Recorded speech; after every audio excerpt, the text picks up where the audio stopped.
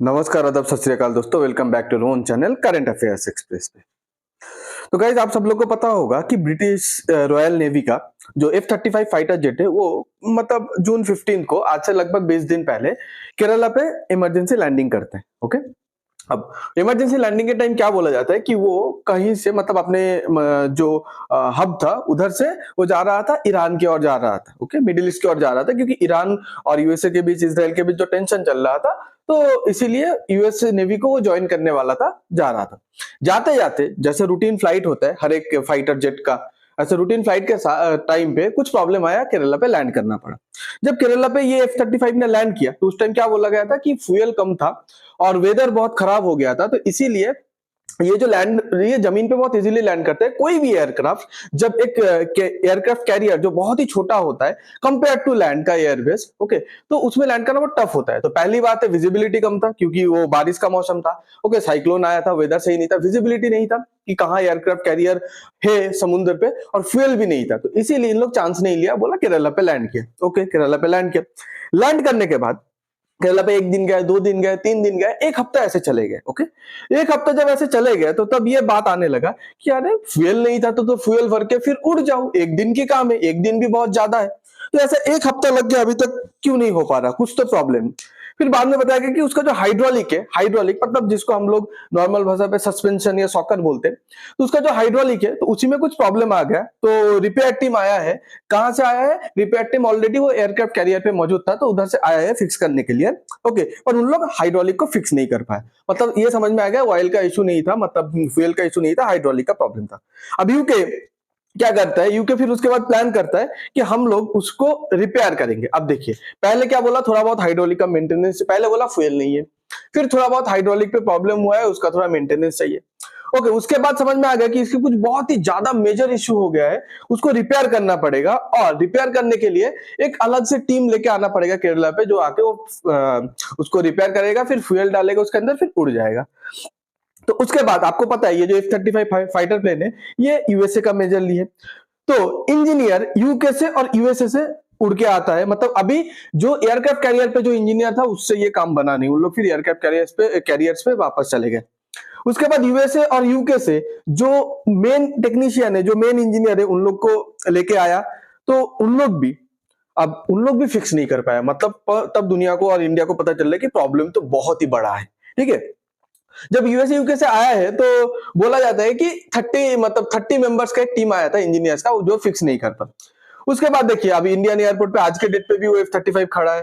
तो इंडिया बोलते हैं कि हमारे एयरपोर्ट पे कितना मतलब खड़ा रहेगा, तो बोला कि नो मोर फ्री लंच, मतलब अभी फ्री का कुछ नहीं रहेगा।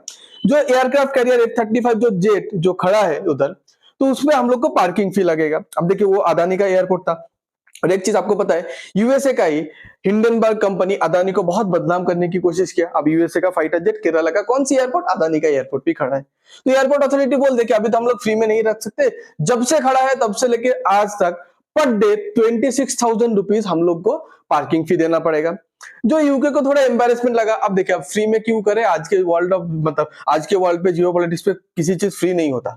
अब अगर वो 7 डेज पे उड़ के चले जाता शायद इंडिया का भी मांगता नहीं, पर 20 डेज हो गए उसका मेंटेनेंस, उसके लिए अब ये इतना टेक्नोलॉजिकली सुपीरियर फाइटर जेट है ना, तो उसके लिए क्या है, उसके लिए आपका मतलब अलग से सीआरपीएफ खड़ा करके रखा है, ताकि कोई आके उसका मतलब टेक्नोलॉजी चोरी ना कर ले, उसके ऊपर कुछ हो ना जाए। दूसरे कंट्री का है ना, तो आप जगह ऑक्युपाई कर रहे हो, एक हैंगर ऑक्युपाई कर रहे हो रहने का, फिर तुम्हारे पीछे 2-3 सीआरपीएफ जवान, 4 सीआरपीएफ जवान हमेशा मौजूद है।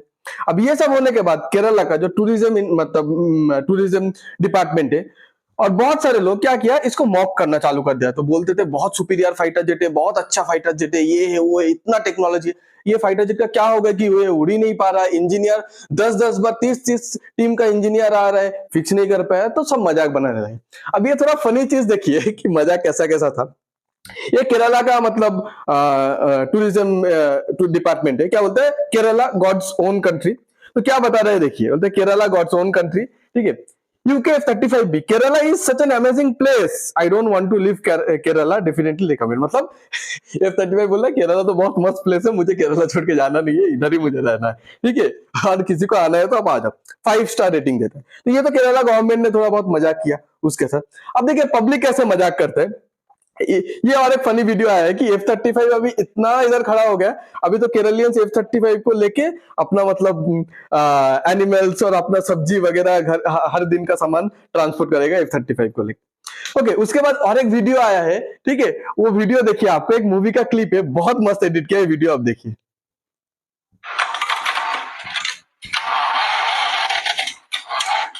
आप पीछे करके देता हूँ।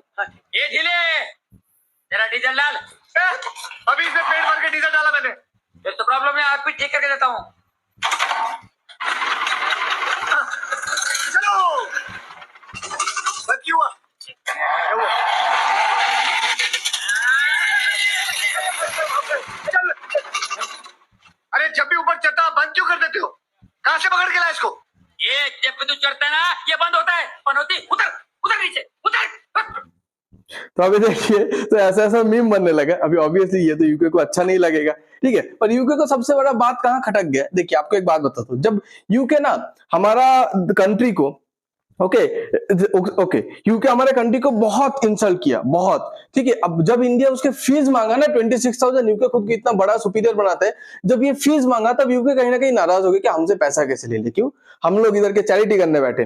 तो फाइनली यूके ने क्या सोचा है, यूके ने सोचा है कि ये जो ग्राउंडेड जो F-35 है केरला पे, इसको डिसमेंटल करके लेके जाएगा, मतलब बड़ा सा ट्रांसपोर्ट एयरक्राफ्ट आएगा, इंजीनियर्स का बहुत टीम रहेगा, इसका पार्ट्स को, इंजन वगैरह सबको एक एक करके अलग करेगा, खोलेगा, खोलने के बाद इसका हर एक पार्ट्स को अलग अलग करके डिसमेंटल करके एयरक्राफ्ट के थ्रू, ट्रांसपोर्ट एयरक्राफ्ट के थ्रू लेके जाएगा। ओके, उसके बाद देखिए, उसके बाद अब यूके मतलब देखिए, ये बात को अभी इतना कुछ उसको इंसल्ट लगा, ठीक है, अब ये बात को कैसे घुमा रहा है, देखिए घुमा भी रहा है और डायरेक्टली भी बहुत कुछ बताने की कोशिश कर रहा है, दोनों आप समझ सकते हैं, ठीक है, एक तीर पे दो निशाना है सर। तो यूके का आपका मतलब एक जर्नलिस्ट है जिसका नाम है Tom sharp. Okay, Tom sharp क्या करता है, India is an enemy not a friend और अ न्यूट्रल, मतलब वो डायरेक्टली मीडिया पे आके बोल देता है इंडिया तो दुश्मन कंट्री है, इंडिया कोई हमारा दोस्त नहीं है, और हमारे लिए मतलब यूके के लिए ना इंडिया यूके का दोस्त है ना यूके का न्यूट्रल कंट्री है। अरे जब अगर एनिमी है तो एनिमी के साथ फ्री ट्रेड एग्रीमेंट करने के लिए इतना बावला क्यों हो रहा था, इतना क्यों मरे जा रहा था, इंडिया के साथ फ्री एफटीए करना है, फ्री ट्रेड एग्रीमेंट करना है, इतना क्यों उछल रहा था जब इंडिया एनिमी कंट्री है, ठीक है। इंडिया का फायदा चाहिए, इंडियन मार्केट का एक्सेस चाहिए, बाद में इंडिया एनिमी। ओके, देखिए क्या बोलते हैं, UK media declares India as the enemy over military and commercial ties with Russia. अब यूके ने ये क्यों बताया कि इंडिया तो दुश्मन कंट्री है, देखिए यूके यूएसए यूरोप का दुश्मन है रशिया, अब इंडिया रशिया के साथ मिलिट्री संबंध रखता है और लेन देन भी करता है, कमर्शियल लेन देन भी करता है। ओके, अब एक बात बताता हूं, यूके यूरोप इतना हिपोक्रेसी देखिए, क्या होता है, क्रूड ऑयल जब बनता है वो यूज करने लायक नहीं रहता है, उसको इंडिया खरीदता है और बोलता है कि क्रूड ऑयल खरीद रहा है इंडिया रशिया से, तो वो हमारा एनिमी कंट्री है। इंडिया जब वो क्रूड ऑयल को रिफाइन करता है करके, जब पेट्रोल डीजल अलग अलग चीज बनाता है, वही रिफाइंड प्रोडक्ट फिर जाके वही सेम यूके यूएसए और यूरोप खरीदता है, मतलब आप तो घुमा के इनडायरेक्टली रशिया का ही प्रोडक्ट खरीद रहे, तब उन लोग, तब they are not wrong, but हम लोग डायरेक्टली खरीद रहे हैं तो हम लोग गलत है, ठीक है। अब कौन कौन सा चीजें देखिए, ये है आपका आईएनएस तमाल। ओके, तो ये आईएनएस तमाल 2018 पे इंडिया ने ऑर्डर दिया था रशिया को, तो आज जाके ये कमीशन हुआ, तो इसीलिए ये मिलिट्री टाइज इसके ऊपर, मतलब इसके ये आईएनएस तमाल को मुद्दा बना के ये बात बोला गया। उसके बाद देखिए कि जब से रशिया ने यूक्रेन को इन्वेड किया है तो 49 बिलियन यूरो का इंडिया ने ऑयल एक्सपोर्ट कर लिया, ठीक है। अभी आप बोलेंगे इंडिया ने ऐसा ऑयल एक्सपोर्ट किया, तो बोलेगा ही ना, देखिए पहली बात है ये उन लोग का वार है, जैसे हम लोग का इंडिया पाकिस्तान वार पे कहीं आता है क्या कोई मदद करने, या हम लोग का इंडिया पाकिस्तान वार पे अगर हम लोग बोलेंगे कि यूके को और यूएसए को आप पाकिस्तान को आके कंडेम करो, पाकिस्तान को आके 10 बात सुनाओ, पाकिस्तान के अगेंस्ट पे जाओ, उन लोग जाता है क्या, उन लोग बोलते हैं तुम्हारा वॉर है तुम लोग देखो, तो हम तो रशिया यूक्रेन उन लोग का रीजन का वॉर है, तो हम लोग क्यों यूक्रेन के साइड जाए, रशिया के साइड जाए। देखिए वॉर के टाइम प्राइस, पेट्रोल का प्राइस बढ़ गया था, रशिया हम लोग को सस्ते पे तेल दे रहा था, हमारे कंट्री को सस्ता ऑयल चाहिए था, अगर कल यूक्रेन सस्ता ऑयल देगा हम लोग यूक्रेन से खरीदेंगे, रशिया आज के डेट पे सस्ता ऑयल दे रहा है, रशिया से खरीदे, तुम लोग का वॉर है, तुम लोग का लेना देना, हम लोग इसमें क्या कर सकते हैं। ओके, उसके बाद ये जब करता है तो वेस्ट का एक नैरेटिव देखिए कैसे नैरेशन चलाता है, वेस्ट बोलता है ये जो इंडिया चाइना ये जो रशिया से सामान खरीदता है ना, सामान खरीदने के बाद जो पैसा देता है, यही पैसा को यूज करके पुतिन वॉर कर रहा है, मतलब देखिए पुतिन वॉर मशीन गोइंग, मतलब ये बोलना चाहता है कि इंडिया चाइना जो भी कंट्री रशिया से संबंध रखता है, हम लोग क्या कर रहे हैं, पुतिन का जो वॉर मशीन है, युद्ध का जो मशीन है, जो युद्ध कर रहे हैं, हम लोग उसको फंड कर रहे हैं, हम लोग उसको चला रहे हैं, ठीक है। चलो हम लोग पुतिन का वॉर को फंड कर रहे हैं, ठीक है। अभी मैं वेस्ट का हिपोक्रेसी अभी सबके सामने उसका पर्दाफाश करता हूं, देखिए अब यूके इतना बात कर रहे हैं ना, यूएसए का तो है ही, यूके इतना बात कर रहे हैं ना, यूके का देखिए, UK allocates 41.5 million euro, okay, in development assistant to Pakistan for FY24। ये किसका आर्टिकल है? ये डॉन किसका न्यूज़पेपर है? पाकिस्तान का न्यूज़पेपर खुद ही बोल रहे हैं, ठीक है। यूके ने ये 2023 का है, बाद में बहुत किया है, ठीक है। आपको अभी डेटा दिखाने जाऊंगा तो पूरा वीडियो लंबा हो जाएगा। तो यूके भी पाकिस्तान को पैसा देता है डेवलपमेंट के नाम पे। अब आप सबको पता है कि पाकिस्तान को डेवलपमेंट के नाम पे मतलब वर्षों से बिलियंस ऑफ डॉलर मिला है, पर फिर भी डेवलपमेंट नहीं हुआ। तो वो पैसा कहां जा रहा है? वो पैसा इंडिया के अगेंस्ट पे यूज हो रहा है, टेररिज्म पे। तो अगर हम लोग अगर पुतिन का वॉर मशीन को फंड कर रहे हैं, वॉर मशीन चला रहे हैं पुतिन का, तो आप लोग तो पाकिस्तान युद्ध करते हैं इंडिया के साथ, आप भी पाकिस्तान का वॉर मशीन चला रहे हो। और ऑन टॉप ऑफ दैट, उसके ऊपर आप पाकिस्तान का वॉर मशीन के साथ आप पाकिस्तान का टेररिज्म मशीन भी चलाते हो, क्योंकि वही पैसा से पाकिस्तान टेररिज्म ये करते थे कि टेररिज्म के लिए भी पैसा चाहिए रहता है, हर एक चीज के लिए पैसा चाहिए रहता है।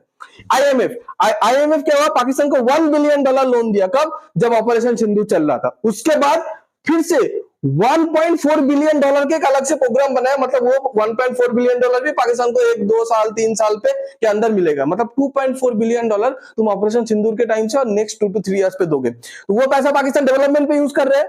कौन सा इंडस्ट्री पाकिस्तान पे खड़ा हो गया एक्सेप्ट टेररिज्म इंडस्ट्री? तो मतलब आप तो वॉर मशीन के साथ साथ टेररिज्म फैक्ट्री भी बनाने के लिए मदद कर रहे हैं। तो आप अभी हम लोग को सिखाने आ गए हैं, ठीक है। तो वेस्ट का ऐसे ही हमेशा हिपोक्रेसी रहता है, ठीक है। उसके बाद देखिए यूके हम लोग से हमेशा इतना क्यों जलता है? देखिए पहली बात, ये तो नेवी का जो भी एयरक्राफ्ट हुआ मजाक बना, ये बना, थोड़ा बहुत चिढ़ा है। अब यूके कभी नहीं सोचा था कि हम जिसको गुलाम बना के रखे से 200 साल तक, 200 ईयर्स तक, वो इंडिया यूके को मतलब एक दिन मतलब ये 2022 का है, मतलब आज तो मतलब जापान को टक्कर देने पे आ गया इंडिया, 3rd लार्जेस्ट इकोनॉमी बनना चाहता है। उस टाइम पे 2022 पे यूके को पीछे करके इंडिया 5th लार्जेस्ट इकोनॉमी बन गया। तो इंडिया का ये जो प्रोग्रेस है, ग्रोथ है, कहीं ना कहीं मतलब यूके को हजम नहीं हो रहा है। यूके अभी भी वही माइंडसेट पे है कि इंडिया हम लोग से सरजे भीख मांगते रहे, और हमारा जो जैसे सोल्जर वगैरह जो भी है, यूके का मतलब वर्ल्ड वॉर 2 में पार्टिसिपेट करके खुद का जान गवाया था, जो वॉर हम लोग का था भी नहीं। ऐसा अभी यूके भी दूसरी जगह वॉर करे तो इंडिया उसको सपोर्ट करे, साथ दे, अपना माल, अपना मतलब जान माल का लॉस करे। तो यूके का अभी भी ऐसा माइंडसेट है जो हम लोग तो सेटिस्फाई नहीं करने वाला। तुम हम लोग को दोस्त मानो, दुश्मन मानो, न्यूट्रल मानो, we just don't care, okay. तो आपको अगर ये वीडियो अच्छा लगता है तो please like, share and subscribe. दूसरे टॉपिक पे वीडियो चाहिए तो कमेंट कीजिए, इंप्रूवमेंट चाहिए तो भी कमेंट पे बताइए, आपका इसमें राय क्या है तो भी कमेंट पे बताइए, okay. Thanks for being here, your time really matters, God bless you.